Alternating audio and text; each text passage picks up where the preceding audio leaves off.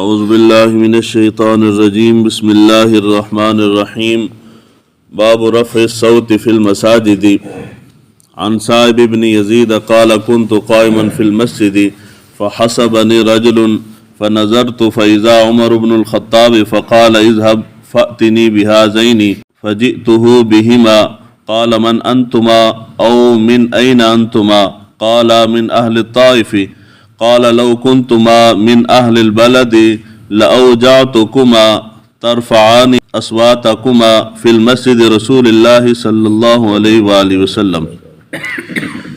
باب ہے مسجد کے اندر آواز کو بلند کرنا۔ اس سے پہلے تقریباً 2 حدیث مبارکہ چھوڑ دی ہیں، وہ پہلے بیان ہو چکی ہیں پیچھے۔ حضرت صائب بن یزید رضی اللہ تعالیٰ عنہ وہ بیان کرتے ہیں کہ میں مسجد کے اندر کھڑا تھا، مجھے کسی نے پیچھے سے کنکر ماری، جس طرح ہم کسی کو بلانے کے لیے یا آواز مار دیتے ہیں یا کنکر کوئی چیز مارتے ہیں، تو مجھے کسی نے کنکر ماری۔ میں نے پیچھے مڑ کے دیکھا تو باہر جو ہے حضرت عمر فاروق رضی اللہ تعالیٰ عنہ وہ کھڑے تھے۔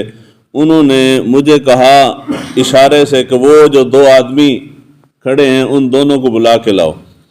میں ان دونوں کو بلا کے لے گیا۔ حضرت عمر فاروق نے ان سے پوچھا کہ تم کون ہو اور کہاں سے آئے ہو؟ انہوں نے کہا کہ جی ہم اہل طائف کے رہنے والے ہیں، وہاں سے آئے ہیں۔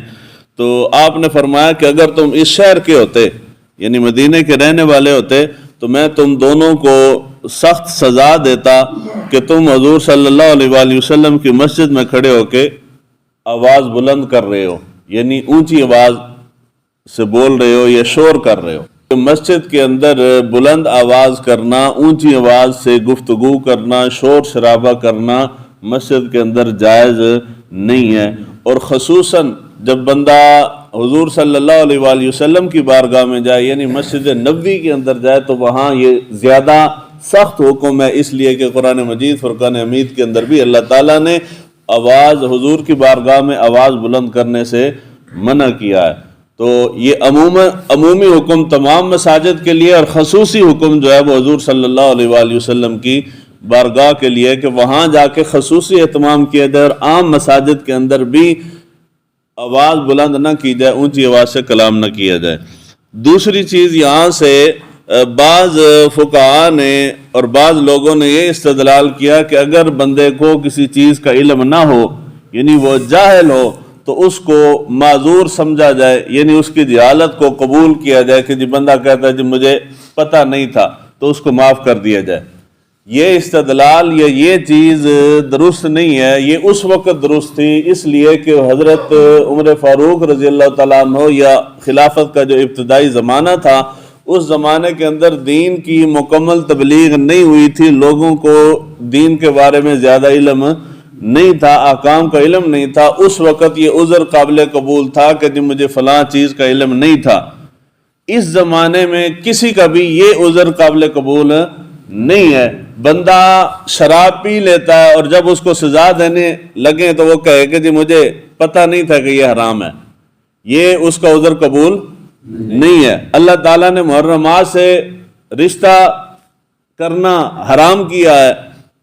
اگر کوئی بندہ محرمات میں سے کسی کے ساتھ شادی کر لیتا ہے تو اس کو سزا دی جانے لگے تو وہ کہے کہ جی مجھے علم نہیں تھا تو مجھے معاف کر دے، اس بنا پہ اس کو معاف نہیں کیا جائے گا۔ کوئی بھی کام شریعت کے خلاف اگر کوئی شخص کرتا ہے اور وہ پکڑا جاتا ہے، اس کو سزا دی جانے لگے یا وہ گناہ کر رہا ہو تو اس کو بتایا جائے تو وہ کہے کہ جی مجھے تو علم نہیں تھا، پہلے والے اللہ معاف کرے گا۔ یہ عذر نہ دنیا میں قابل قبول ہے نہ آخرت میں قابل قبول ہے۔ ہمارے ہاں پاکستان کے اندر یہ چیز لوگوں کے اندر بڑی راسخ ہو گئی ہے کہ لوگ کہتے ہیں کہ جی چلو ہم تو جاہل ہیں جی، ہمیں تو پتہ ہی کوئی نہیں ہے جی، تو جن کو پتہ ہے وہ بھی اس طرح کر رہے ہیں، یعنی ان کو زیادہ سخت سزا ملے گی جن کو پتہ ہے اور وہ پتہ علم ہونے کے باوجود گناہ کرتے ہیں تو ان کو زیادہ سزا ملے گی، اور جن کو پتہ نہیں عام عوام سمجھتے ہیں کہ جی ہمیں تو پتہ ہی کوئی نہیں، ہم ویسے ہی بخشے جائیں گے۔ یہ غلط سوچ ہے۔ جس شخص کو دین کا علم نہیں ہے اور جس کو علم ہے علم ہونے کے باوجود جو گناہ کر رہا ہے اور جو جہالت کی وجہ سے گناہ کر رہا ہے، جہالت کی وجہ سے گناہ کرنے والے کو ڈبل سزا ملے گی، اور جس کو علم ہے، علم ہونے کے باوجود گناہ کر رہا ہے، اس کو ایک سزا ملے گی۔ علم ہونے کے باوجود جس نے گناہ کیا ہے، اس نے گناہ کیا ہے، اس نے کیا کیا ہے؟ گناہ کیا ہے مطلق، جی گناہ کیا، اس نے غلط کام کیا۔ اور جو جاہل ہے، جہالت کی وجہ سے اس نے گناہ کیا، جانتا نہیں ہے اس نے گناہ کیا ہے، اس نے دو گناہ کیے ہیں۔ نہ جاننا بھی گناہ ہے جی، علم دین حاصل کرنا، ضروری جو مسائل ہیں، ضروری چیزیں ہیں حاصل کرنا مرد و عورت کے اوپر فرض ہے نا جی، جی نا گل، ہر مسلمان مرد و عورت کے اوپر دین کے بنیادی احکام کا سیکھنا فرض ہے۔ تو اس نے دو گناہ کیے، ایک سیکھا نہیں ہے، وہ فرض چھوڑا ہے، دوسرا گناہ بھی کر رہا ہے، یعنی دو کھاتے اس کے کھل جائیں گے، نہ سیکھنے کا بھی اور گناہ کرنے کا بھی، یعنی دو گناہ اس کو ملیں گے۔ اور جس نے سیکھ کے گناہ کیا ہے، اس کو صرف ایک گناہ۔ تو اے جڑی سوچ ہے نا کہ جی چلو سانو تو پتہ کوئی نہیں سی تے اسی کر بیٹھے ہیں، سانو رب معاف کرے، تو جنہوں نے پتہ او پکڑے جان گے، نہیں، ان کو ہو سکتا ہے رب معاف کر دے، جنہوں نے سیکھا نہیں ہے وہ زیادہ پکڑے جائیں گے۔ اس لیے یہ عذر قابل قبول نہیں ہے کہ جی مجھے پتہ نہیں تھا۔